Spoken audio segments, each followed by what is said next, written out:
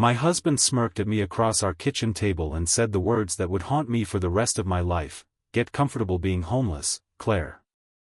By Friday, you won't have a roof, a car, or a single dollar to your name." He said it with a smile, like he was ordering coffee, like he hadn't just tried to detonate the life we'd built together. What he didn't know was that 3 days earlier, I had sat in my lawyer's office and listened to her read my real account balance aloud, and the number that came out of her mouth was one that would make his smirk disappear forever. If you believe in kindness, in forgiveness, in second chances, and in the idea that the truth always finds its way to the surface no matter how long it's buried, I want you to like this video, leave a comment, share it with someone who needs a little hope today, and subscribe to our channel, because stories like mine deserve to be told, and I believe our community deserves to hear them. My name is Claire Whitfield, and 11 years ago I married a man named Gregory Ashbourne because I believed, with my whole heart, that love was supposed to look like sacrifice. I gave up my career as a structural engineer when our daughter Poppy was born, not because Gregory asked me to, but because he made it feel like the only reasonable choice a good mother could make. I told myself I was choosing my family. I told myself that closing my laptop for the last time, leaving behind blueprints and steel calculations and a promotion I had worked 4 years for, was an act of love rather than an act of disappearing. For a long time, I believed that. I raised Poppy in a house with big windows and a garden Gregory never had time to tend, and I filled our days with library story times and grocery runs and quiet afternoons where I told myself that this ordinary domestic peace, was enough. Gregory worked in commercial real estate, and as the years passed his ambition grew louder while my own dreams grew quieter, folded up and tucked away like old letters. He started coming home later. He started taking calls behind closed doors. He started looking at me the way you look at furniture you've had for a long time, familiar, functional, and completely unremarkable. I noticed the shift long before I admitted it to myself. There is a particular kind of loneliness that exists inside a marriage, a loneliness sharper than being alone, because you are surrounded by proof that you should not feel this way, and yet you do. I used to sit on our back porch after Poppy went to sleep, watching the last of the evening light fade behind the maple trees, and I would wonder when exactly I had become invisible in my own home. The morning everything cracked open began like any other. Gregory was standing by the coffee maker, dressed in a suit that cost more than our first car, scrolling through his phone with the particular intensity of a man who has already made a decision and is simply waiting for the right moment to announce it. I remember Poppy was upstairs getting ready for school, humming some song from a cartoon she loved, and I remember thinking how strange it was that a house could feel so warm on the surface and so cold underneath, like a lake in early spring. Gregory set his phone down, looked at me with an expression I had never seen him wear before, not anger, not frustration, but something worse, a kind of gleeful certainty, and he told me that he wanted a divorce. He told me he had met someone else, a woman named Vivian who worked in mergers and acquisitions and who, in his words, understood ambition in a way I never had. And then, as if that wasn't enough to make the floor tilt beneath me, he told me the house was in his name only, the joint accounts had already been quietly restructured, and unless I signed the papers his lawyer would send me by the end of the week, he would make sure I left with nothing. That was when he smirked, leaned back against the counter like a man settling into a victory he'd already won, and said those words. "Get comfortable being homeless." I want you to understand something about that moment, because I think about it more than I think about almost anything else in my life. In an instant, 11 years of marriage, of shared holidays and midnight feedings and quiet inside jokes, collapsed into a transaction. I felt something in my chest give way, not shattering exactly, but folding, the way a paper crane folds when you press too hard on the wrong crease. I did not cry in front of him. I want to be honest and say that some deep, stubborn part of me refused to give him that. I simply asked him to repeat what he'd said, and when he did, slower, crueler, savoring it, I nodded once and walked upstairs to get Poppy ready for school as if my entire world hadn't just tilted off its axis. What Gregory did not know, what he could not have known, because I had never told him, was that 4 years earlier, before Poppy started kindergarten, I had quietly gone back to consulting work. Not because I needed the money at the time, but because I needed something that was mine. I had taken small structural engineering contracts under my maiden name, working late at night after Poppy was asleep, reviewing blueprints on a laptop I kept in a drawer in the garage, invoicing clients through an account Gregory never asked about because he never once asked what I did with my days beyond raising our daughter. He assumed, the way people assume about women who choose to stay home, that my time had no value he needed to track. That assumption became, without my even realizing it at first, the greatest gift he ever gave me. Over 4 years, quietly, without fanfare, without telling a single soul except my sister Nadine, I had built a small but steady stream of income. I invested carefully. I lived simply. And when whispers of Gregory's late nights and mysterious business trips began reaching me 18 months ago, whispers I initially refused to believe because believing them meant admitting my marriage was already dying, I did something I am not particularly proud of but do not regret. I hired a lawyer. Not for a divorce, not yet, but simply to understand where I stood, legally and financially, in case the life I had built ever needed protecting. Her name was Margaret Doyle, a woman in her early 60s with silver hair cut in a sharp bob and reading glasses she wore on a beaded chain around her neck. Margaret had the calm, unshakable energy of someone who had seen every version of heartbreak the legal system could produce and had stopped being surprised by any of it. When I first sat across from her desk, 18 months before Gregory ever said the word homeless to me, I told her I simply wanted to understand my rights. She looked at me for a long moment, the way a doctor looks at a patient describing symptoms that don't quite add up to the story being told, and she asked me one simple question. She asked whether I trusted my husband. I remember the silence that followed that question stretched long enough that it became its own answer. Over the following months, Margaret helped me quietly document everything. She helped me understand that even though the house was in Gregory's name, our state's laws around marital property were more nuanced than he seemed to believe, especially given that I had contributed financially to the mortgage in the early years and had, more recently, been generating income of my own that Gregory knew nothing about. She helped me open a separate account, entirely legal, entirely mine, where my consulting income had been quietly accumulating interest for years. She helped me gather bank statements, tax filings from my consulting work, and documentation of contributions I had made to our household that Gregory had conveniently forgotten. Slowly, without ever telling my husband, I built a paper trail of my own worth, because some quiet, wounded part of me suspected that one day I would need it. I think what hurt most, in the days after Gregory's declaration, was not the fear of losing the house, though that fear was real and cold and kept me awake staring at the ceiling long after Poppy had fallen asleep beside me, having crawled into my bed the way children do when they sense something is wrong even if they don't understand what. What hurt most was the memory of who Gregory used to be, or who I believed he used to be. I remembered him at 26, nervous and sincere, asking my father for permission to marry me on a rainy afternoon at my parents' house, his hands shaking slightly around a cup of coffee he never drank. I remembered him crying, actually crying, the day Poppy was born, holding her so carefully in the hospital room like she was made of glass, whispering that he would do anything to protect her. Somewhere between that man and the one smirking at me over the coffee maker, something had eroded, and I don't think I will ever fully understand what.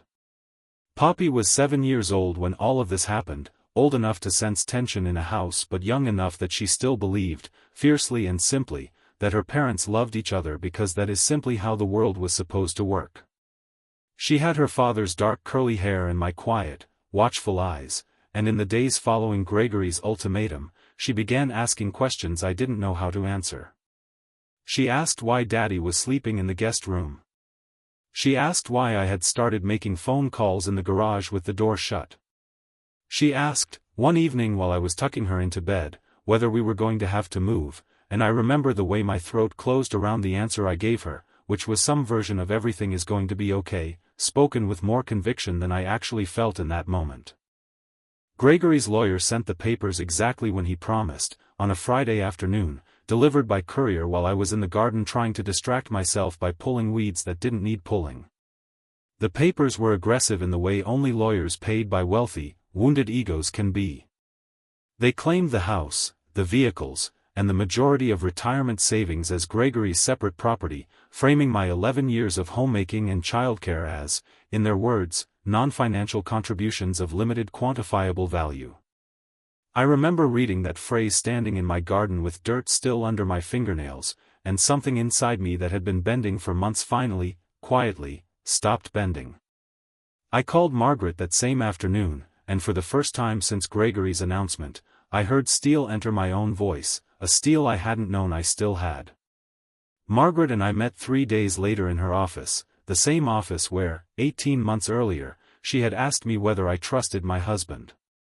This time, Gregory was there too, along with his lawyer, a sharp young man named Preston Voss who had the confident, slightly bored expression of someone who believed this case had already been won before it began. Vivian was not present, thankfully, though Gregory mentioned her name twice in the first 10 minutes, apparently unable to resist reminding everyone in the room that he had already moved on, as though cruelty were a kind of currency he enjoyed spending. I sat quietly, hands folded in my lap, while Preston Voss laid out Gregory's position with theatrical confidence, explaining that given the house was solely in Gregory's name and given that I had, in his words, not maintained meaningful employment for over a decade, my financial position in the divorce would be, unfortunately, quite limited. He said this while glancing at Gregory, who wore that same smirk from our kitchen, leaning back in his chair like a man who had already begun mentally spending money that wasn't yet his. I remember Margaret letting the silence sit for a moment after Preston finished speaking, the way a good storyteller lets tension build before the turn. Then she opened the folder in front of her, the one I had watched her prepare over months, and she said, quite calmly, that she believed there were a few things Mr. Ashbourne's legal team might not be fully aware of. She began reading, methodically, without drama, the documentation of my consulting income over the previous 4 years, the tax filings under my maiden name, the separate account that had grown steadily through careful investment, and the total balance, which she read aloud in a clear, unhurried voice. The number she spoke was large enough that I watched Gregory's face change in real time, watched the smirk falter and then collapse entirely, watched Preston Voss's confident posture stiffen as he leaned forward to look at the documents Margaret slid across the table. It wasn't a number that would make me wealthy beyond imagination, but it was substantial, built quietly over years of late nights and careful discipline, and more importantly, it was undeniably, legally, entirely mine. Margaret went on to explain, still in that same calm voice, that given my documented financial contributions to the household over the years, combined with the length of the marriage and my role as primary caregiver, my legal position was considerably stronger than Mr. Voss's opening position seemed to assume. She said the word homeless was, in her professional opinion, not a realistic outcome for anyone in this room except possibly the person who had assumed it so confidently. I did not gloat in that moment, though I would be lying if I said some small, wounded part of me didn't feel a flicker of vindication watching Gregory's certainty crumble. Mostly what I felt was exhaustion, the particular exhaustion of having carried a secret burden for years because some instinct told me I might need it, and now finally being able to set it down. Gregory asked for a recess, and he and Preston Voss stepped into the hallway for nearly 20 minutes, during which I sat with Margaret in comfortable silence, and she reached over and squeezed my hand once, briefly, the way you'd reassure someone after a long climb that the worst of the mountain was behind them. When Gregory returned, something in him had shifted, though not in the way I expected. I thought, perhaps naively, that he might return with renewed anger, doubling down on cruelty now that his leverage had crumbled. Instead, what I saw in his face was something closer to shame, an emotion I hadn't seen on him in years. He asked if he could speak to me privately, just the two of us, and Margaret, after a brief hesitation, agreed to step out with Preston Voss, though she made it clear she would be right outside the door. Gregory sat across from me at that conference table, the confident real estate developer stripped away, and for a moment I saw the 26-year-old man who had once asked my father, with trembling hands, for permission to marry me. He told me he was ashamed of what he'd said in our kitchen. He told me he hadn't actually believed I would end up with nothing, not really, that it had been a threat born out of panic and guilt and the desperate hope that fear would make me sign quickly so he could move forward with Vivian without a prolonged legal battle. He admitted, quietly, that the affair had started over a year earlier, and that some part of him had been looking for a reason to blame me for the distance that had grown between us, because blaming me was easier than admitting he had simply stopped choosing our marriage long before he ever met her. I listened to all of this without interrupting, feeling something strange happening inside my chest, not forgiveness exactly, not yet, but something like the beginning of understanding. I told Gregory, in a voice steadier than I expected, that I wasn't interested in destroying him the way he had tried to destroy me. I told him that Margaret and I were not seeking to strip him of everything out of vengeance, only to ensure that Poppy and I would be treated fairly, with dignity, according to what the law and basic decency required. I told him that the version of himself who had smirked at me over coffee, who had tried to weaponize fear against the mother of his child, was not a man I recognized, and that if he ever wanted Poppy to respect him as she grew older, he needed to become someone worth respecting again, starting now. Gregory cried in that conference room, quietly, the kind of crying that comes from a place of genuine reckoning rather than manipulation, and though I remained guarded, unwilling to fully trust the moment, I believed, for the first time in a long time, that some real emotion was moving through him. The negotiations that followed over the next several weeks were far more reasonable than anyone in that first meeting could have predicted. Gregory, perhaps humbled by the discovery of my hidden financial independence, perhaps genuinely trying to make amends, agreed to a settlement that allowed Poppy and me to remain in the house until she finished high school, with Gregory covering the mortgage as part of his ongoing support obligations, while I retained the entirety of my own consulting income and investments. We agreed to shared custody structured around Poppy's needs rather than either parent's convenience, something Margaret told me was rarer than it should be in cases like ours. There were difficult days during that process, days when old wounds reopened, days when Gregory's guilt curdled briefly back into defensiveness, but overall, something had genuinely shifted in him, and I began to see, in small moments, glimpses of the man I had once loved trying to find his way back to himself. During those months of negotiation, I also began rebuilding the parts of myself that had been quietly dormant for over a decade. With Margaret's encouragement, and with a confidence I hadn't felt since my 20s, I reached out to my old engineering firm, the same one I had left when Poppy was born, and discovered that my old mentor, a gruff but kind man named Walter Higgins, was still there, now serving as a senior partner. Walter remembered me well, remembered the sharp, promising engineer I had been before I disappeared into motherhood, and he offered me a full-time position overseeing structural assessments for a new residential development project, a role that would use both my original training and the practical consulting experience I had quietly built over the past 4 years. I remember sitting in my car in the parking lot after that meeting, hands shaking slightly on the steering wheel, crying the kind of tears that come not from sadness but from the strange, overwhelming relief of watching a door you thought had closed forever creak back open. Poppy, throughout all of this, remained the true center of gravity that kept me grounded. Children understand more than we give them credit for, and though I tried to shield her from the sharpest edges of the divorce, she sensed the changes happening around her, and in her own quiet way, she began to heal alongside me. She started asking me questions about my work, fascinated by the idea that her mother had once designed bridges and buildings, and one afternoon, while helping her with a school project about jobs people do, she looked up at me with an expression of genuine pride and said that she wanted to be an engineer too, just like me. I remember having to turn away for a moment to hide the tears gathering in my eyes, because in that single sentence, I heard something I desperately needed to hear, proof that even in the wreckage of a broken marriage, something good and whole was still being built. Nadine, my sister, had been my anchor through the entire ordeal, the one person who had known about my hidden accounts and consulting work from the very beginning, the one who had sat with me on countless evenings while I debated whether keeping that secret from Gregory made me deceptive or simply wise. Nadine had gone through her own difficult divorce years earlier, and she often reminded me, during the darkest weeks of that summer, that surviving heartbreak wasn't about winning some imaginary battle against the person who hurt you, but about rebuilding a life so full and stable that the hurt eventually became just one chapter among many, rather than the entire story.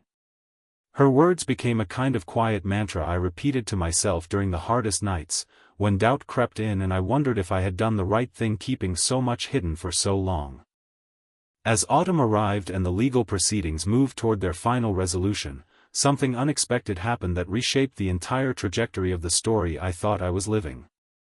Gregory's relationship with Vivian, the woman he had left our marriage for, began to unravel, not because of anything I did, but because, as I later learned through mutual acquaintances, Vivian had grown impatient with the emotional toll of Gregory's ongoing guilt and the practical realities of co-parenting arrangements that required him to remain deeply, consistently present in Poppy's life. Vivian, it turned out, wanted a partner unencumbered by the complications of a previous family, and when she realized Gregory's devotion to Poppy would never fully allow for that, she ended things abruptly, leaving Gregory more isolated than I think he had ever anticipated being. I want to be honest and tell you that when I first learned this news, a small, human part of me felt something uncomfortably close to satisfaction, a feeling I am not proud of but understand as a natural response to having been so deeply hurt. But that feeling faded quickly, replaced by something more complicated as I watched Gregory, over the following months, genuinely recommit himself to being present for Poppy in ways he hadn't been in years. He started attending her school events without being asked. He started calling just to talk to her, not out of obligation but out of what appeared to be real desire to know his daughter. He apologized to me again, this time without any audience, without any legal strategy at play, simply as one parent to another, acknowledging the specific ways he had failed both Poppy and me during those difficult years. I did not take him back. I want to be clear about that, because I think there's a temptation in stories like this to tie everything up with a neat romantic reconciliation, and that is not what happened here, nor do I believe it should have. What happened instead was something quieter and, in its own way, more meaningful. Gregory and I built a functional, respectful co-parenting relationship grounded in the hard lessons both of us had learned. I forgave him, not in a single dramatic moment, but slowly, in increments, the way you forgive a long illness, recognizing that forgiveness didn't mean forgetting what he'd done or pretending the pain hadn't been real, but simply choosing not to let that pain define the rest of my life or poison the co-parenting relationship Poppy deserved to see modeled for her. The final settlement was finalized just before Poppy's 8th birthday, on a mild autumn afternoon when the leaves outside Margaret's office window had turned the color of amber and rust. I signed the papers with a steadiness I hadn't expected to feel, and when I looked up afterward, Margaret gave me a small, genuine smile, the kind reserved for moments that matter. She told me, as we shook hands for what I assumed would be the last time in her office, that in her 30 years of practicing family law, she had rarely seen someone walk into her office quite as uncertain of her own worth as I had been 18 months earlier, and rarely seen someone walk out quite as transformed. I told her that transformation had been years in the making, that it had started long before I ever sat in her office, with quiet nights working on blueprints in a garage while my family slept, believing, in some small stubborn corner of my heart, that I still had worth beyond what anyone else assigned to me. If this story has moved you, if it has reminded you of your own quiet strength or the strength of someone you love, I want to ask you to leave a comment below sharing the moment in your own life when you discovered you were stronger than you believed, because I think stories like these matter most when we share them with each other, when we remind our community that resilience often grows in the quietest, most hidden places.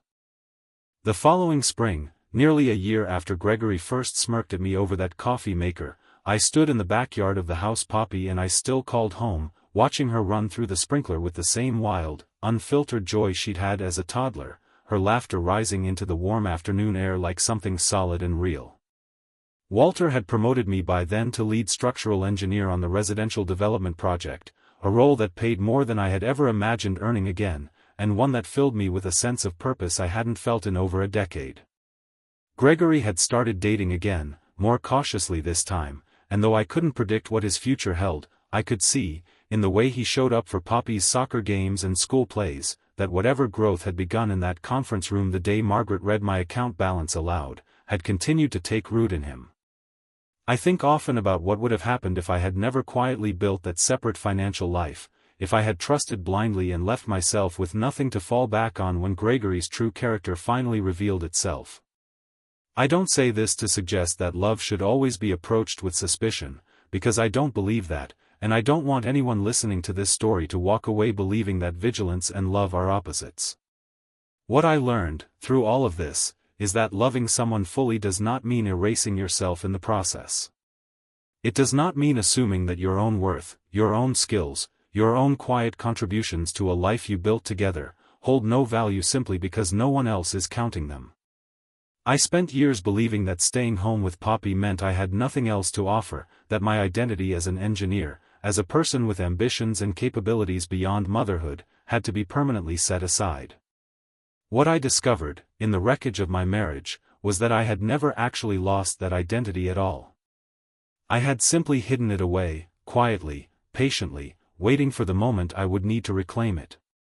Margaret and I still meet for coffee every few months, not as lawyer and client anymore, but as something closer to friends, two women who found each other during one of the hardest chapters of my life and discovered a mutual respect that outlasted the legal proceedings that brought us together.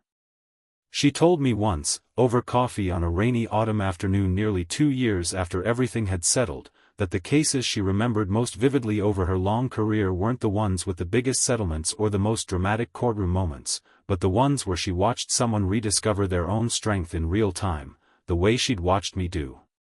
She said watching Gregory's smirk falter as she read my account balance aloud was one of the most satisfying professional moments of her career, not because of any malice toward him, but because she had watched me walk into her office 18 months earlier convinced I had nothing, and she had known, long before that conference room meeting, that I had been quietly building something extraordinary the entire time. Poppy is 9 years old now, and she has started, in small determined ways, to build her own quiet ambitions. She talks about becoming an engineer with the same seriousness she once reserved for cartoon characters and imaginary games, and I encourage every spark of that ambition with everything I have, because I want her to grow up believing, in a way I had to relearn as an adult, that her worth is never contingent on someone else's willingness to see it. Gregory and I have found a rhythm as co-parents that, while imperfect, is built on mutual respect rather than resentment, and there are moments, watching him laugh with Poppy at a school recital or help her with a science project, when I feel something close to peace about the whole complicated arc of our story, not because everything worked out the way I once dreamed it would when we married 11 years ago, but because something honest and sustainable grew out of the wreckage instead. I think about that morning in our kitchen often, the smirk on Gregory's face, the casual cruelty in his voice as he told me to get comfortable being homeless, and I think about how close I came, in that moment, to believing him. I think about how easy it would have been to spiral into panic, to sign whatever papers his lawyer sent just to escape the terror of uncertainty, to let fear make decisions that clarity and patience were far better suited to make. I am endlessly grateful, looking back, for the instinct that led me to Margaret's office 18 months before I needed her most, for the quiet discipline that led me to build something of my own even when no one was watching, and for the sister who believed in me even during the months when I struggled to believe in myself.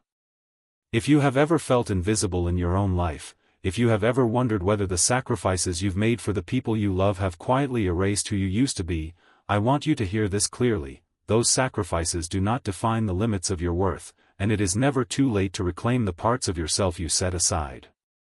Whatever quiet skill, whatever forgotten dream, whatever hidden strength you've tucked away while caring for others, it is still there, waiting patiently, the same way mine waited for years in a garage drawer, until the day I needed it most. As I finish telling you this story, I want to ask you, if it touched your heart even a little, to like this video, to leave a meaningful comment about a moment when you discovered your own hidden strength, to share this with someone in your life who might need a reminder of their own worth today, and to subscribe to our channel so you never miss another story about resilience, forgiveness, and the quiet, powerful process of rebuilding a life from the ground up. Stories like mine remind me that heartbreak, however devastating in the moment, does not have to be the end of anything. Sometimes it is simply the beginning of finally becoming who you were always meant to be, and sometimes the very thing someone threatens to take from you turns out to be the thing that reveals just how much you had quietly built all along, standing steady and unshaken, waiting simply for the right moment to be seen.